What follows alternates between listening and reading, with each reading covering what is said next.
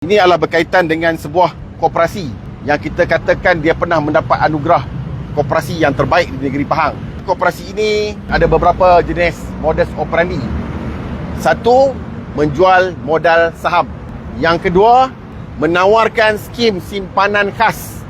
Yang ketiga, mewujudkan sebuah syarikat di mana syarikat ini menawarkan pelaburan tempahan emas. Saya ingin menceritakan bahawa jumlah pengadu-pengadu yang kita wakili mencecah ke 66 orang. Dan jumlah kerugian yang telah dicatatkan mencecah ke 4.92 juta.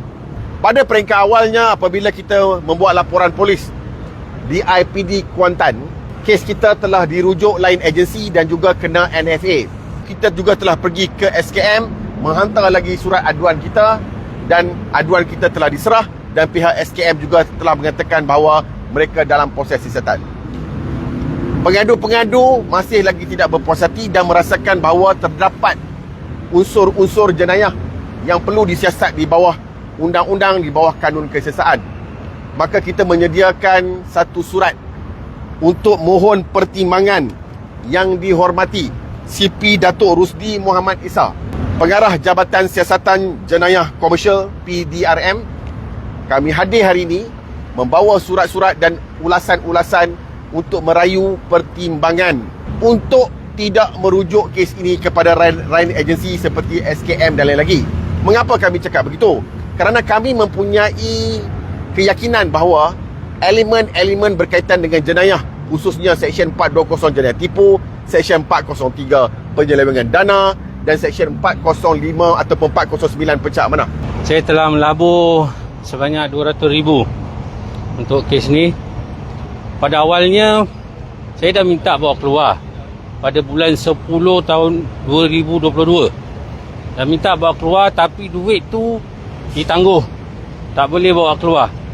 Jadi selepas pada tu kes saya melarat, kita minta tak dapat. Sampai sekarang, untuk maklumat tuan-puan, saya dah bawa kes ni ke mahkamah, minta bayar dan tak dapat juga. Duit tu tak dibayar kepada saya.